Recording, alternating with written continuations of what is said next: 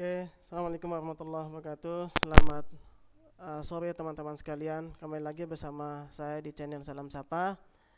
Eh, Teman-teman sekalian, eh, hari ini saya ingin membuat satu video untuk menjawab pertanyaan dari rekan saya melalui melalui WhatsApp terkait dengan DPP atau menghitung PPN atas pengalihan aktiva perusahaan, ya, pengalihan aktiva perusahaan berupa kendaraan. Jadi ceritanya tuh begini. Jadi teman tuh WA, "Abang," katanya, "saya punya kendaraan yang dulu saya beli tahun 2016," kan gitu katanya. "Sekarang di tahun 2022 saya mau jual tuh aktiva, ya. Terus apakah dikenakan pajak apa atas atas penyerahan aktiva tersebut? Terus bagaimana cara penyajian akuntansinya atau jurnalnya kayak gimana di akuntansinya?" Oke, jadi itu pertanyaan teman saya itu. Jadi saya jawab melalui video ini dan mudah-mudahan yang bertanya juga menonton di channel ini, ya. Minimal saya sudah jawab juga sih, ya, tapi dia mudah-mudahan dia nonton, ya, di channel saya ini. Oke, teman-teman sekalian, sekali lagi adalah ini merupakan pendapat pribadi saya, ya. Jadi tidak ada embel-embel dari pihak manapun, ya. Yang jelas kalau ada kekeliruan jelas adalah kesalahan dari diri saya pribadi. Oke, teman-teman sekalian, terkait dengan pertanyaan itu adalah terkait dengan pajak pajak atas penyerahan aktiva, kan itu, ya, aktivanya, ya, pajak atas penyerahan aktiva. Pertama, dulu kan pada saat kita beli asetnya, ya, dulu adalah kita mencatatnya sebagai apa jurnalnya dulu, yaitu ada kendaraan pada kas atau bank. Ini kan dulu waktu dicatat pada saat perolehan. Katakanlah 560 juta. Ya, kok 5M sih? 560 juta, ya kan? Ini kan dulu. Kemudian selama 7 tahun berjalan, katakanlah, maka dia pernah menyusutkan asetnya berupa apa? Beban penyusutan pada akumulasi penyusutan. Ini dulu tuh kita cerita dulu awal-awal, ya. Berarti ini dibagi, katakanlah kendaraan ini kita taksir masa manfaatnya adalah 8 tahun deh, anggaplah gitu, ya. Dan kita pakai metode garis lurus penyusutannya, yang lebih mudah deh itu dulu, ya. Garis lurus berarti tinggal kita bagi 8. Berarti setahun itu adalah 70 juta. Sementara kita sudah susutkan sampai dengan tahun 2022 ini katakanlah sudah 7 tahun, ya. Berarti tinggal kita kali 7. Ya, ini kan 490 juta, ya. Dan ini kan jurnal kita di awal-awal dulu sampai dengan ini kan di awal pada saat perolehan, kemudian ini juga sampai dengan tahun 2022 sampai dengan 7 tahun itu kita ada penyusutan yang terakumulasi sebesar 490 juta, yaitu selama 7 tahun, ya, gitu. Karena kita ditaksir umumnya adalah 8 tahun. Nah, ini jurnal awalnya dulu. Sehingga kita dapati ada nilai sisa buku atas kendaraannya berapa? Nilai perolehannya dikurangi dengan akumulasi penyusutan sebesar 70 juta. Ini merupakan nilai sisa buku. Nah, paham sampai situ, ya, teman-teman sekalian, pahami situ dulu. Bahwa pada saat kita menjurnal, pada saat proses pada saat diperolehnya aktiva, maka menjurnalnya adalah kendaraan dan bank, ya, tanpa PPN-nya, tanpa kita pikir PPN dulu deh. Terus kita PPN dulu. Tapi sebetulnya kan ada PPN masukan, ya. Anggaplah di sini juga. Anggap ada PPN masukan di sini. Kan ada PPN yang dikreditkan katakanlah, ya. Berarti adalah 10% kan gitu, ya. Maka kas dan banknya adalah sebesar ini tambah ini, ya. Berarti 90 juta. Kan ini dulu ada PPN masukannya, ya. Ini dicatat pada saat kapan? Dicatat pada saat aktiva tersebut diperoleh, sehingga pada akhir tahun 2022 kita memiliki nilai sisa buku atas aktiva berupa kendaraan tersebut sebesar 70 juta, yaitu setahun sisa bukunya ya. Nah, sekarang aset tersebut dijual, ya kan, dijual asetnya. Nah, kan kita ngomong dijual nih, maka ada harga jual, ya kan, ada harga jual, ada PPN terutang, kan gitu, bukan terutang, PPN keluaran, ya, ada harga jual, ada PPN keluaran. Nah, kemudian yang perlu diperhatikan pada saat dijual adalah berapa akumulasi penyusutannya. Ini perlu diperhatikan nih, kita kumpulkan jadi satu dulu deh. Dan berapa nilai sisa buku dan nilai perolehannya itu kapan perolehannya, bukan kapan, nilai perolehannya berapa, ya. Ini perlu menjadi informasi bagi kita di perusahaan-perusahaan kalau kita ada pengalihan aktiva tetap yang semula itu tidak diperjualbelikan, ya. Maka katakanlah harga jualnya adalah 150 juta, ya. Ini harga jual. Kemudian ada PPN keluarannya. Jadi PPN keluaran itu ada 10%, ada 11%. Nah, kapan 10%? Yaitu sebelum 1 April 2022 ya. Kalau sejak 1 April 2022, maka dia 11%. Tarif PPN-nya adalah tarif 11%, ya. Hingga kemudian harga jual PPN keluaran adalah harga jualnya adalah, jangan harga jual dulu deh, DPP-nya tuh pakai untuk pengenaan PPN itu menggunakan nilai apa?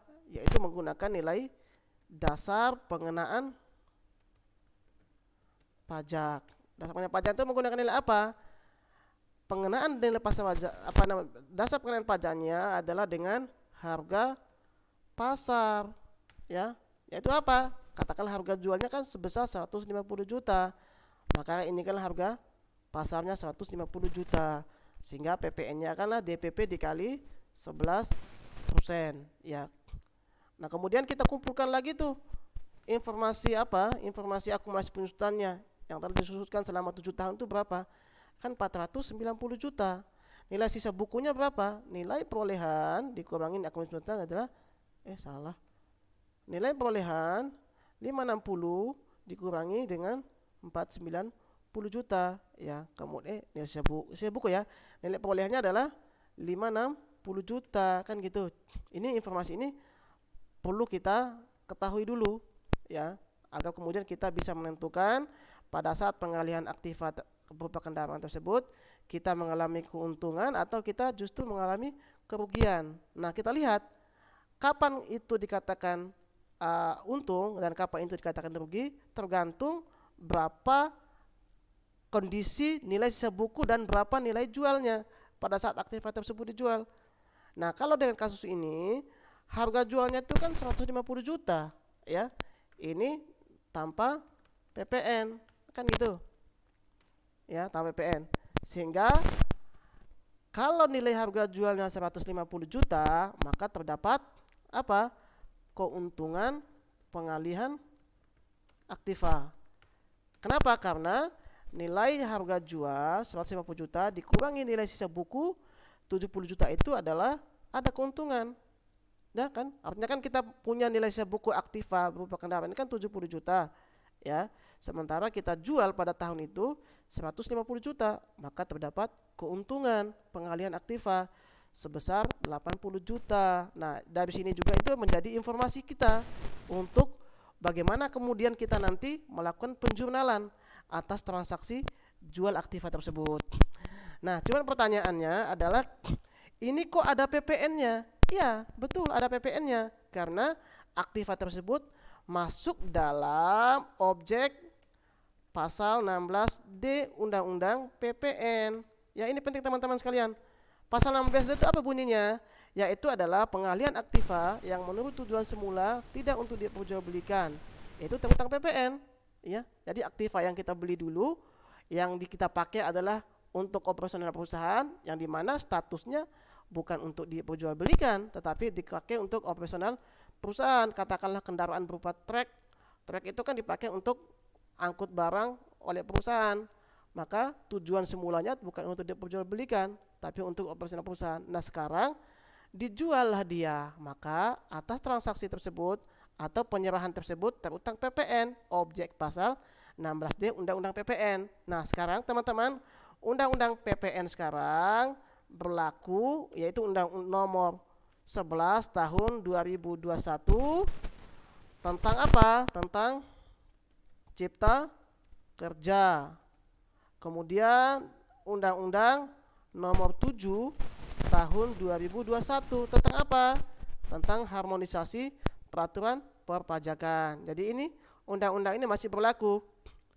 Nah, kemudian di Undang nomor 11 2020 ya, bukan 21 ini. Cipta Kerja itu nomor 11 tahun 2020 teman-teman, saya keliru. Saya keralat kembali bahwa Undang nomor Cipta Kerja itu Undang nomor 11 tahun 2020. Kemudian pelaksananya adalah Undang PP nomor 9 ya. Nanti dicek lagi deh tahun 2021 ya. PP nomor 9 tahun 2021. Sementara Undang-Undang nomor 7 belum terbit sampai detik ini, belum ada PP-nya. Jadi kita masih ada, baru diterbitkan beberapa PMK-nya ya. Nah, tapi kita fokus situ deh. Kita fokus aja di pembahasan kita. Jadi sekarang adalah ada penyerahan aktiva yang menurut tujuan semula yang terutang PPN yang merupakan objek pasal 16D Undang-Undang Pajak Pertambahan Nilai, yaitu sebesar 11% dari apa? Dari harga dasar pengenaan pajaknya. Dasar pengenaan pajak itu harga pasar kan gitu. Terus pertanyaannya lagi, kalau kemudian pengalihan aktiva tersebut terjadi dengan pihak afiliasi, pihak berafiliasi atau pihak yang memiliki hubungan istimewa, maka nilai pasarnya, nilai DPP-nya itu dikoreksi oleh orang pajak atau bagaimana, kan gitu. Bergantung, bisa dikoreksi, bisa juga tidak, ya. Feeling saya itu bisa dikoreksi, bisa juga tidak, ya. Kenapa? Karena transaksi tersebut tinggal dilihat apakah kemudian antara pihak penjual dan pihak pembeli punya hubungan istimewa atau tidak, kan gitu. Baru nanti dilihat juga nilainya, transaksinya itu sebesar nilai apa, kan gitu. Maka apabila terjadi pengalihan transaksi pengalihan aktiva pasal 16D tersebut dipengaruhi oleh pihak yang memiliki hubungan istimewa, maka teman-teman sekalian bisa dilihat itu di pasal berapa ya? Hubungan istimewa di pasal 2 deh kalau tidak salah, pasal 2 Undang-Undang PPN. Nanti dicek lagi teman-teman ya. Seingat saya di pasal 2 Undang-Undang PPN kalau ada transaksi hubungan istimewa. Itu menyebutkan harga jual kalau tidak salah secara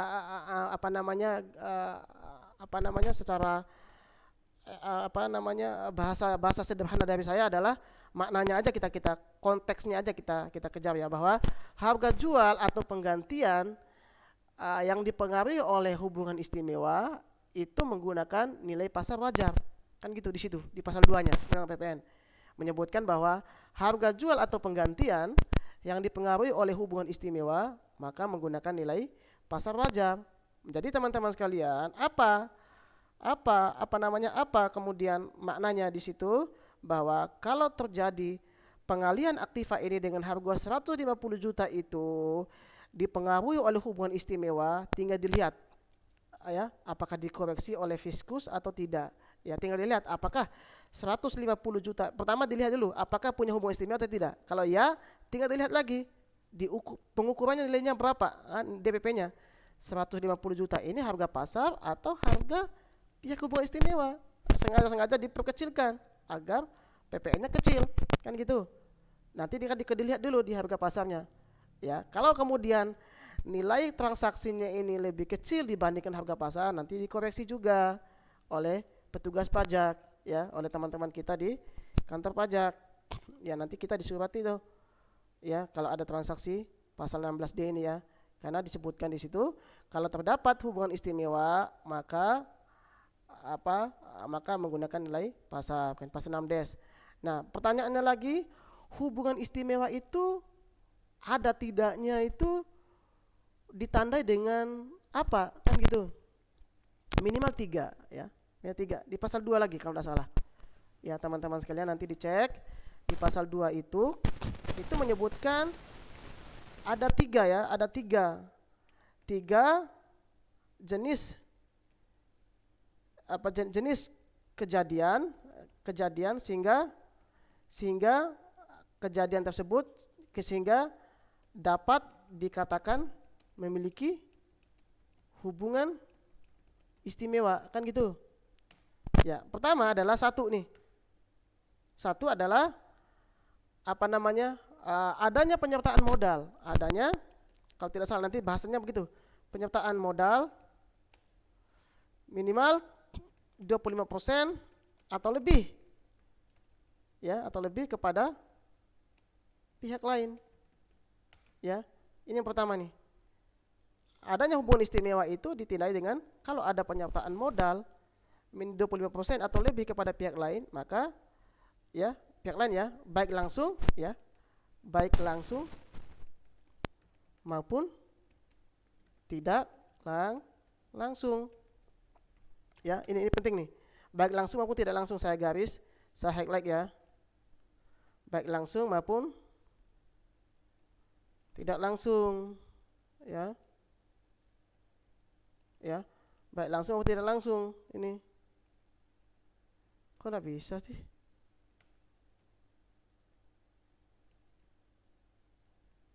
Nggak bisa, ya. Ya, baik langsung maupun tidak langsung, ya. Jadi kalau ada perusahaan itu melakukan penyertaan modal kepada pihak lain, kemudian dia memiliki modal sebesar 25% atau lebih kepada perusahaan lain, maka dia dikategorikan sebagai pihak yang memiliki hubungan istimewa, ya. Maksudnya langsung dan tidak langsung itu adalah seperti ini, teman-teman sekalian. Langsung itu kalau perusahaan A, kita coba simulasikan begini. Kalau perusahaan A invest kepada atau menyerahkan penyertaan modalnya kepada perusahaan B, katakanlah sebesar 50%, ya, kepada perusahaan B, maka itu merupakan hubungan langsung antara perusahaan A dan perusahaan B. Ada hubungan istimewa secara langsung, ya, kepada perusahaan B, A dan B. Maka secara tidak langsung A itu memiliki hubungan istimewa dengan B, kan gitu. Kemudian makna tidak langsungnya adalah perusahaan B dia memiliki penyertaan modal juga kepada perusahaan C maupun perusahaan D, kan gitu. B, C dan D ini punya hubungan istimewa secara langsung antara B, C dan D, punya hubungan istimewa. Demikian juga si A, perusahaan A tadi yang punya penyertaan modal kepada perusahaan B, memiliki hubungan istimewa dengan perusahaan C maupun D, ya. Itu namanya dimaksudkan adalah hubungan tidak langsung. Jadi begitu, teman-teman sekalian, ya, itu. Nggak usah panjang-panjang deh. Yang kedua adalah adanya penguasaan teknologi atau manajemen, ya, antara pihak yang memiliki hubungan istimewa. Kemudian yang ketiga adalah adanya hubungan keluarga, ya, adanya hubungan keluarga. Dalam hubungan keluarga baik sedarah maupun semenda, ya, kan gitu, dalam garis keturunan lurus, ya.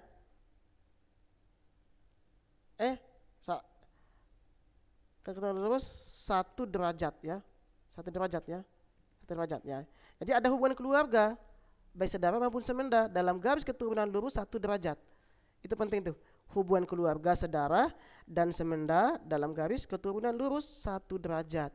Misalnya antara bapak dan anak. Misalnya si bapak menjadi direktur di pada perusahaan lain. Kemudian anaknya anak kandung ya, dia punya apa namanya sebagai direktur juga di perusahaan B kan gitu. Maka perusahaan B dan C itu ada hubungan istimewa karena ada hubungan saudara antara si bapak dan si anak. Itu garis keturunan lurus 1 derajat. Kemudian ke semenda. Semenda itu adalah apa? Adanya apa namanya mertua dan ibu mertua kan gitu tuh. Itu ada ibu mertua atau dan ke samping ya, bukan ke juga dan ke samping 1 derajat juga ya, derajat berarti apa, saudara kandung dan ipar kan gitu, 1 derajat ya, ada hubungan keluarga saudara. Maka itu jangan tunggu lagi kalau ada kasus seperti itu. Maka nanti kalau ada transaksi seperti ini kemudian terpenuhi salah satu dari 3 jenis dapat dikategorikan sebagai pihak yang memiliki hubungan istimewa, maka jangan ragu-ragu Bapak Ibu sekalian atau teman-teman sekalian untuk melihat harga pasar pada saat melakukan pengalihan aktiva tersebut ya. Jadi ini teman-teman sekalian, jadi temanku yang bertanya bahwa dia terutang PPN, demikian juga dia terutang PPH nanti ya, masuk kepada pendapatan pengalihan aktiva ini terutang PPH ya, nanti dimasukkan ke pembukuannya ya, di penghasilan dari luar usaha ya, atas keuntungan ini sebesar 80 juta ini kan masuk PPH nanti, kena PPH ya, kena PPH, sementara PPN-nya adalah harga pasarnya ya, ini masuk di PPH. Jadi begitu teman-teman sekalian. Oh satu lagi ya, lupa saya, penyajian akuntansinya lupa ya. Penyajian akuntansinya bagaimana kan gitu.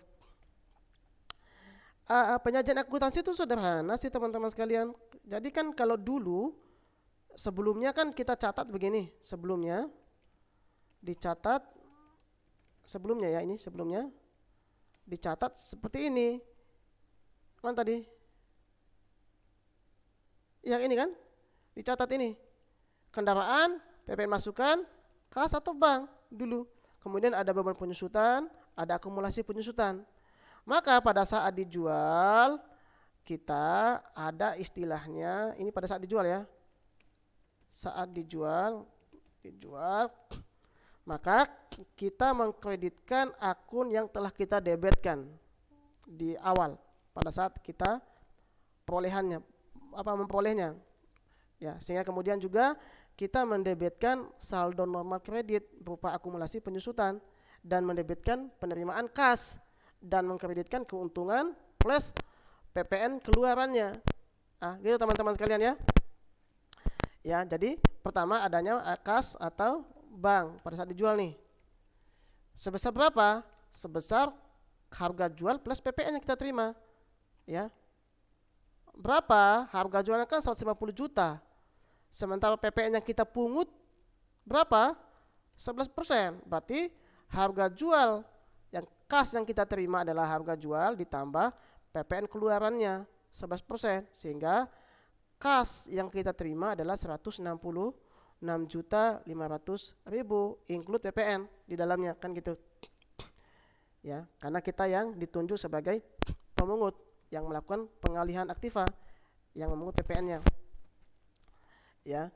Sehingga kemudian apa lagi? Kita debitkan lagi apa? Akumulasi penyusutannya. Penyusutan.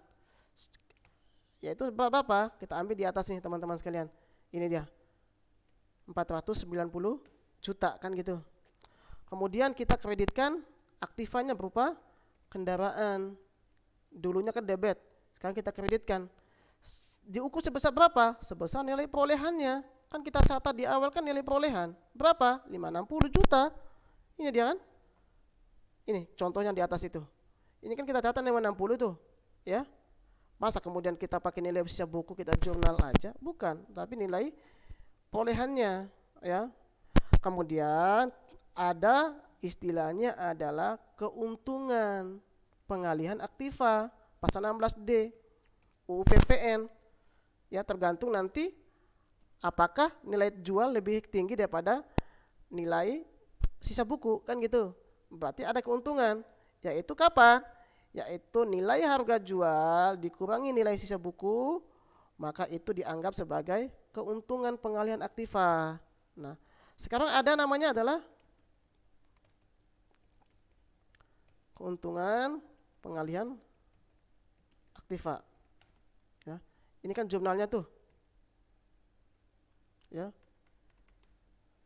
ini debit, ini kredit, kan gitu nih. Kemudian ada PPN keluarannya. PPN keluaran berapa? Berarti dari nilai dasar pengenaan pajaknya. Apa nilai pasarnya adalah 150 juta dikali 11% sebesar 16.500. Maka coba kita jumlahkan. Sudah seimbang atau enggak dia nih? 656 kredit debitnya, kreditnya berapa? 656. Jadi begini cara jumlahnya teman-teman sekalian. Jadi tinggal membalik aja kendaraannya sebesar nilai perolehannya, kemudian dibalik lagi dari saldo normal kredit menjadi saldo debit berupa akumulasi penyusutan sebesar nilai yang telah disusutkan, kemudian dikreditkan nanti keuntungan pengalihan aktivanya dan PPN keluarannya adalah dari 150 juta rupiah. Jadi ini total cara penjurnalannya. Jadi demikian teman-teman sekalian cara kita menghitung PPN atas pengalihan aktiva yang merupakan objek pasal 16D UU PPN dan DPP-nya adalah menggunakan nilai pasar ya, nilai pasar, harga pasar dipakai kan. Tapi kalau ada hubungan istimewa tinggal dibaca nanti di pasal 2-nya. Kalau dia terpenuhi maka nanti menggunakan pasal 2-nya itu menyebutkan ayat 1-nya itu menggunakan harga pasar wajar kan gitu.